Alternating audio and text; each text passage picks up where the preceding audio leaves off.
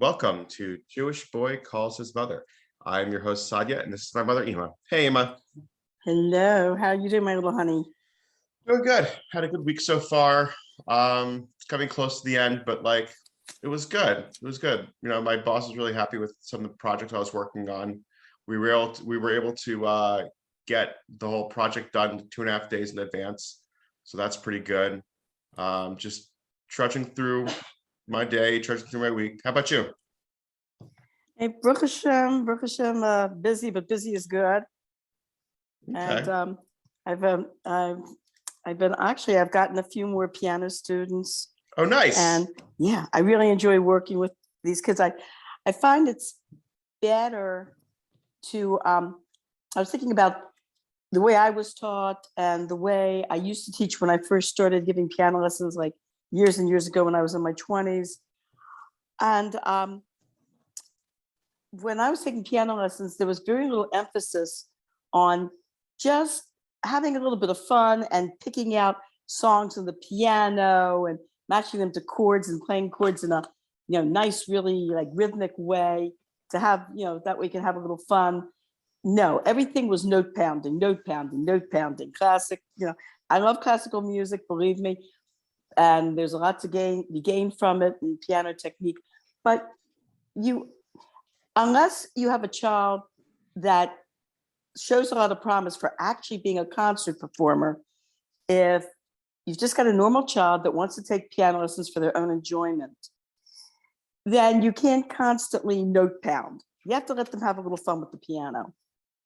Yeah, I mean, I kind of realized that when I picked up guitar, like after when I was in college and I was in yeshiva, I really enjoyed just finding a good song, picking up the chords, and just playing that song. And after I played the same song over and over and over again, I knew what chords were what. I knew the C chord, the G chord, the D chord. I knew where everything was. And I think that was a good way of pounding notes because it's from a song I want to play. It's a song I already know. It's a song that I enjoy, and I could do it over and over and over again. I think, a lot of parts, we talked about this in previous episodes, when it comes to education, there's this very dry way of learning that I don't think is very productive. And we're slowly shifting away from that. Yes, I agree with that exactly. And there was also, I remember studying piano and hearing also from other friends of mine who were studying piano. And even just a few years ago, I would talk to adults who'd studied years ago. And oh my goodness, the horror stories about if you played a wrong note. Oh my gosh, if you played a wrong note, oh man, you were stupid. Aren't you paying attention? Look at the music. What are you supposed to be playing? It's kind of like negative feedback. And one woman told me she had this either European or Japanese teacher, not an American teacher, some teacher from a foreign country who used to sit there with a ruler. And if a student played a wrong note, she'd smack your fingers Oh with the God. ruler. Jeez So Louise. so whenever I get a new student, I want them to relax. I want them to get used to the instrument because, especially for a little child, well, now we have the electric keyboards that are not as dwarfing that kids can feel more comfortable with. But I want them to feel comfortable with the keyboard, or comfortable with if they're playing a regular full-size piano. And so I let them just take their fingers and just go all around the keys and go up and down and just play. Just, the black keys, the white keys, up and down, just get used to the feel of the piano. And then when we start actual serious music, I jokingly say to them, now you know what will happen if you play a wrong note. And they go, what? I go, the whole piano is going to explode. And then we're all going to go up in a ball of fire. And they all, Yeah. of course, they laugh. When I said, you don't believe me? They go, no. I go, darn it, how come nobody believes when I say that? But I said to them, you know what really happens when you play a wrong note? You know what we do about it? They go, what? You simply play the right note. You go back, play the right note, and practice it a few times, and then we go on. It's okay. I tell them you're allowed to play wrong notes. You're allowed to make mistakes. It's funny you said, because I was thinking about that today. I was dealing with some stuff in my work where we had an engineer and we gave them the plans to look over on Tuesday because everything is due on Friday. And here it's Thursday morning and they're saying that they never received it. and we backtracked and we saw that they received it on Tuesday. They just didn't do anything about it. Whoa. And, it's very upsetting. But in my head, I'm like, well, what are we going to do? Are we going to yell and scream at them? Like, what is that going to help? What is that going to solve? Just get it done. I don't care. Yeah. It's It's just, focused. that's really how I feel. Like, I get it. Okay. You probably got bogged down with more work. Clearly this happened. You let the ball drop. Just admit you let the ball drop. Let's move on. I don't care. Just, we need this done by Friday. We really need Sounds this done by good. Friday. Sounds And good to yeah, it's just that's kind of how I feel like how work usually should go, because you get a lot of people that get their emotions involved, they get so heated and they get so connected to everything, and they get really upset and take things very personally. I'm like, it's just a building. We need to get this done. All right. It's funny you mentioned about taking things personally. It's that way too. I find that with music, that especially when I teach voice especially, that people um, that people who are playing instruments or singing, if they make a wrong note or if they don't quite hit that note when they're singing, or the voice cracks or the voice screeches or something like that, they really take it very, very personally. And I have to explain to them, look, it's okay. It's not like, this is not going to make you a bad person. This is not going to make you like a horrible, poor excuse for a human being. I said, it's an instrument. We can go back. We can, try another technique. And especially with voice, like voice is something that it's hard, even for a professional singer, it's hard not to take vocal technique personally, because it's not like it's a separate instrument now. This is part of you. Mhm. And so if your voice cracks, or if your voice goes flat, or if you're trying to get that note and instead it just screeches, so it's hard to not feel really badly about yourself, and it's hard to try to separate yourself a little bit and say, okay, that singing technique I was using obviously did not work. Let's go back. Let's try opening up your mouth a little longer. Let's try some exercises to get the back of your throat open more. And let's look over here where your voice was starting to where you were starting to lose it, where your voice was starting to just screech.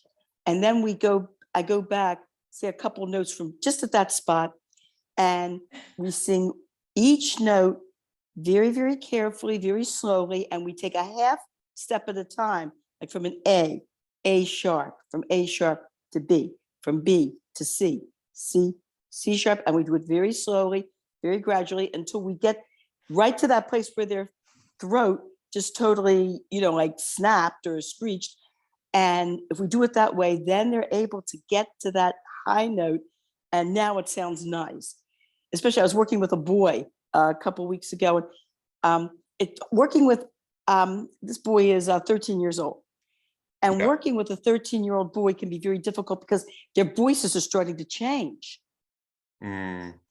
And so you're dealing with that too, with the fact that their voices are starting to change. But That's always and also another problem with working with a boy is boys and men have that falsetto that women and girls don't. They have that extra flap of skin over the glottis, which or the glottis is another medical term for the what we call the vocal cords. yeah. And when they switch to that, it's I have trouble getting them to realize that they can control it, that they don't, in serious singing, they don't use falsetto. We don't want boys or men singing falsetto with serious singing. I said, What do you mean serious sitting? Like opera okay, and things like that? yeah, right, serious classical singing. And so I tell these boys that I'm working with, you can sing when it comes to a pop song or a rock song, Like Frankie say Valli like in Four Seasons. yeah, right. They use falsetto. They were known for using falsetto. I said, you can use anything you want. You can scream, you can use your falsetto, whatever you like. I said, but when it comes to actual serious vocal technique and serious music, we don't want you using falsetto. And it's hard for them at first to not flip into that, to not actually slip in. to the use of falsetto to try to control it. Now, I actually have a musical question. What songs trigger good memories for you? Oh my goodness. I remember must have been about, I think 9 or 10 years old. I remember riding in the car with my father and he's playing the radio. And there was a song, I don't know which group did it. Was it the Crystals? I used to like the Crystals song, the just the way he walks down the street, just the way he shuffles up his feet. He holds his head up high when he goes walking by. He's my guy. When he holds my hand, I'm so proud. Because he's not just one of the crowd. It's the, what's it called? He's the rebel. He's the rebel, that's what it's called? Yeah. I enjoyed that one very much. Just I said memories of driving in the car with my parents and seeing the clouds, like a nice either fall or spring or summer day where the sky is clear and there's some pretty white clouds and the sun is shining. And I'm listening to that song. I remember also this one that had a really good beat. I don't know if it was the Crystals or another group, but it was wee you, whoop, wee you, wee you, woo, wee you, wee you. I hear dancing. I hear the fun and the beat. It's about someone. It's about a girl who's like at this dance club, and everyone's dancing, and she hears the music. And I don't know all the lyrics, but for some reason, the guy who's in charge of letting everybody in the club won't let her in, and she's banging on the door. She goes, "Come on and let me in. I thought you were my friend." I have a feeling that she didn't have the money to pay for the entrance fee. And the guy who's manning the door is a friend of hers, but he still won't let her in. And she hears everybody dancing and she hears the beat of the music and she wants to come in and he's not letting her in. That's hilarious. I love it. Anyway, I was thinking about your profession, the profession of architecture. Architecture, yeah. Architecture. And I have some questions for you. Okay. Sure.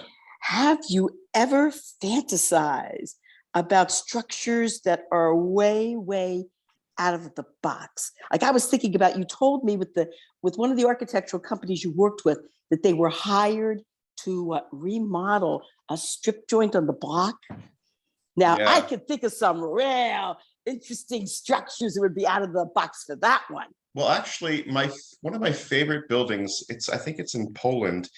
It's this group of buildings that looks like everything is all warped. And I don't know which architect did that, but it looked like a warped building in Poland. It's called the Krysiak Domek, the little crooked house. And it is the coolest thing I can think of. Like it is just, it reminds me of like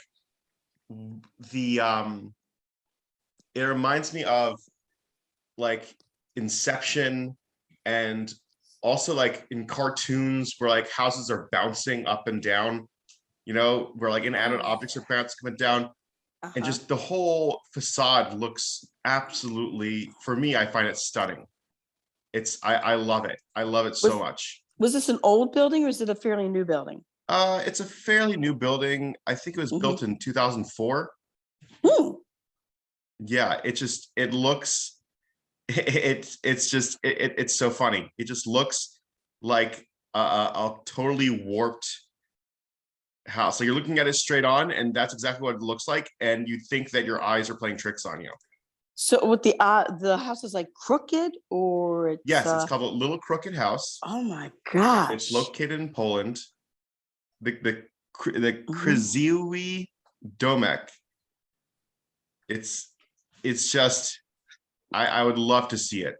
How are they able, though? I mean, with building materials, how are they able to like make a crooked structure like that? Especially like I assume it's crooked in that it's flowing crooked, or is it jagged? Oh no, it's crooked. Well, it's flowing crooked. It's flowing crooked. So what materials can they use to get that flow. Honestly, the way I think about it structurally, I would think that they probably have to have a lot of joints, a lot of pieces together. But once you get all those pieces together in a certain way, in like a spline is like a line with a lot of little pieces. And if you have all these little pieces together, you have to be very meticulous about it, but it's very doable. It's very doable. It's just very meticulous. You have to have a lot of moving parts. Because when sometimes when I look at buildings, even some of the buildings that you showed me from Mies van der Rohe and what's his name, Gary, Frank Gehry. Yeah. Frank Gehry, it's still the basic, how do you say it, box-like structure. It's still a box. You know what I mean? Really? But Frank Gehry's just a box? I but don't think when I so. saw the structures that I saw, but they weren't flowing. They were still pretty much, you know, I guess rectangular was good. It was basically, I guess, because they look. I guess you have to combine creativity with actual structure. How can I say that? Structure doability. Yeah. The thing is, you have restraints called reality, and architects really push engineers to think outside the box, really think forward, and push the limitations of what's capable. You know, that's you know, one of the things that architects pride themselves on is that they tell the engineers to figure it out, and we will help you along the way, and we have our own ideas of what we could do. But it takes a lot of engineering, a lot of ingenuity, and it takes also a lot of guts, because you're dealing with clients that don't want to lose money. They really got to be careful. And if you're spending all this money with all these brilliant ideas, like those ideas better follow through. You know what I mean? Like they're not, because clients aren't putzing around. They want stuff done. They want on a tight budget. They want on a tight schedule, and you got to meet those criteria. You got to get that stuff done. Plus, you also have your own personal wants and needs and drives as an architect and a designer to get, you know, these things through. I was thinking about some buildings that I've seen that are out of the box. There's the Opera House in Sydney, Australia. That's very famous for being very, very different. I remember also the Guggenheim Museum. That's not a box at all. That's a round. That's a big round circle. Yeah. I mean, and that's what I wonder, like, how were they able to get? Is it like wet concrete, and you take something like a big spatula that just, you know, go around it to create the round shape? Like I said before, it's just round is just straight lines at shorter periods. No, it's the illusion of round. It's the illusion of round. Because realistically, you know, you when you're bending something, you got to be careful with the steel. You got to be careful with everything that's get put together. And when you bend a steel, you got to make sure you don't get it past its yield point, which would cause it to completely break. Ooh. So you got to engineer and factor in, you know, what kind of steel are you using, or what kind of other material are you using? How much is that going to cost? Is it cheaper to do another way? You know, we don't want to do anything in the field. You want to kind of have things prefabricated. That's the best idea. You know, you want to avoid having, in America at least, you want to avoid having a lot of, you know, hands involved, because it makes it cost more. Material is cheaper, but labor is more expensive. Interesting. I remember when I was teaching fourth grade in New York, that we went to, you know, JFK for a field trip, and the tour guide was talking about, at that time, the TWA building. The TWA building was like very unusual. It had all these. It was almost like, it was very similar to the Opera House in Sydney, where you had these big bending, like, wings that were bending up and down, that, you know, they were flowing, like, you know, these flowing wings. And he said that the architect who designed it, the way that he designed it was, one morning he was eating, it was a rather famous story. He was eating a grapefruit, and he had, you know, peeled, of course, the peels away on the grapefruit in like sections.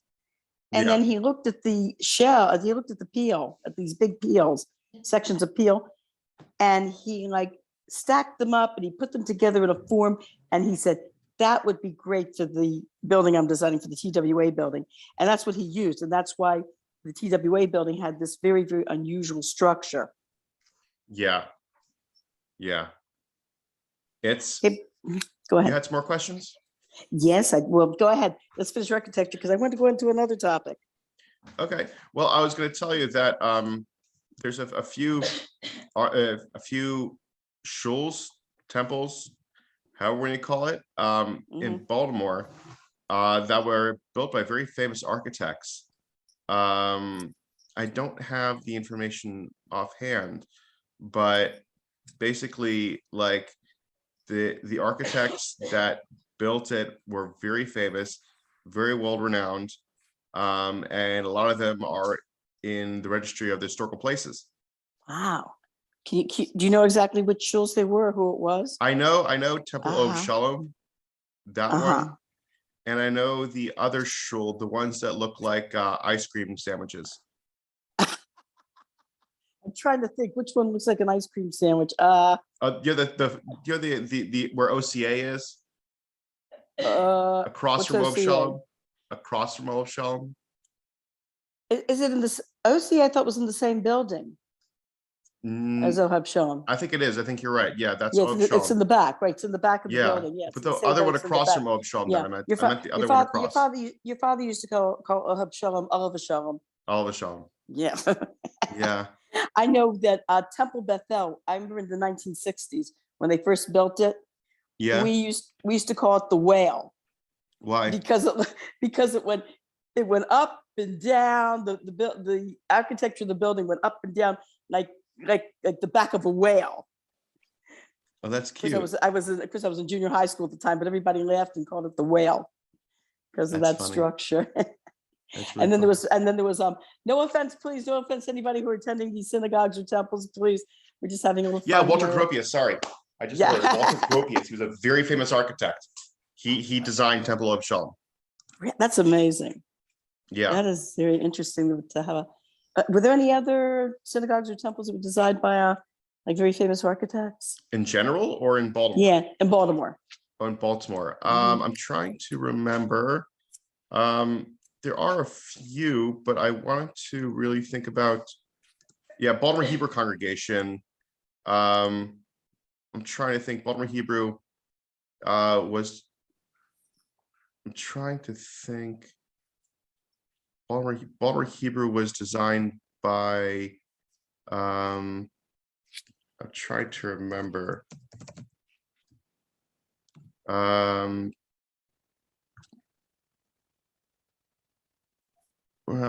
trying. I can't remember. I'm trying to, but I can't do that at the same time as whatever. Well, there's this one of the things I remember when they first built Beth Tefillah. I hate to say it, please, no offense to people attending Beth Tefillah, but no offense. Everybody kind of laughed at it because they said it reminded them of a circus tent. Really? Where the sanctuary is, they have that big top that looks like the top of a circus tent. Oh yeah. So what were the questions you were going to ask? Oh yeah, I want to bring up a topic. I wanted to confess something that I and many other Jewish mothers suffer from. Okay. It's called Jewish Mother Syndrome. Now I have analyzed it and I've come up with a list of symptoms.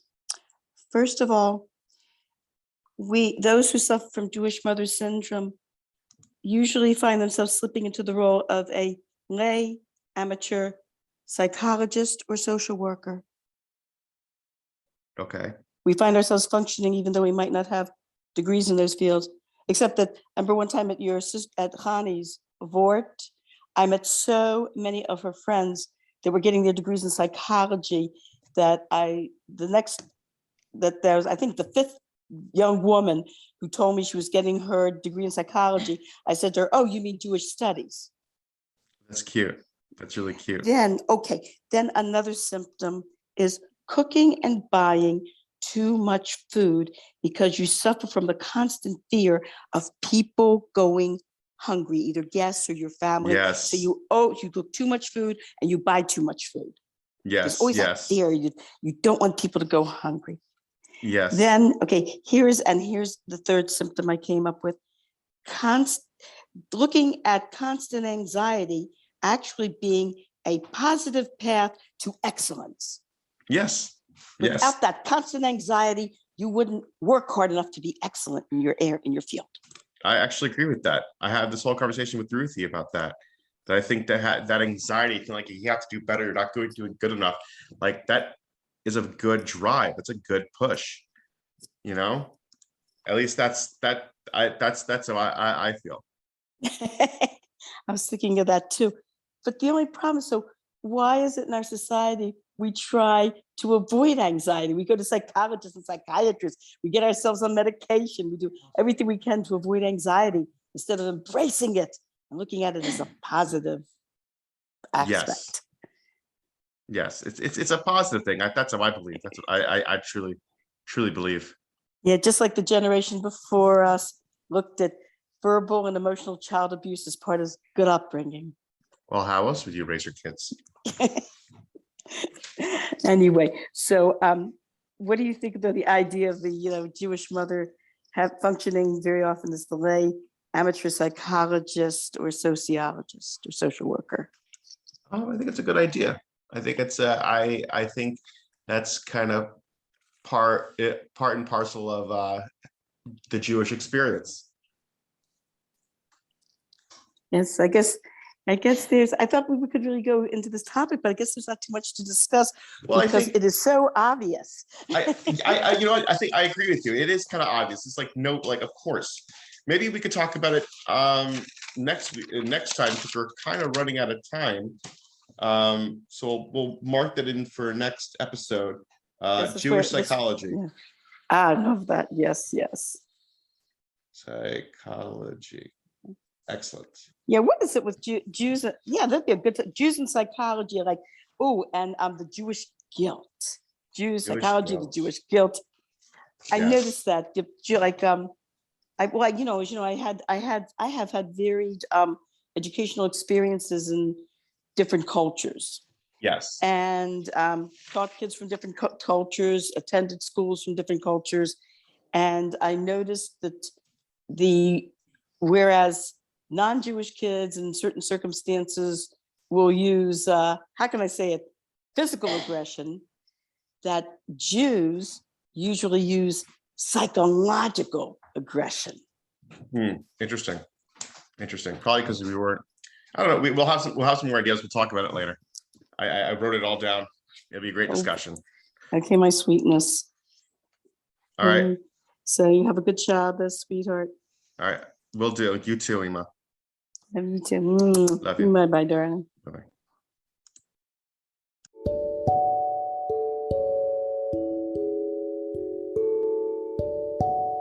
Thank you for listening to this week's episode. You can find us on YouTube and Facebook at Jewish Boy Calls His Mother. I know you would like it, and my mother would too.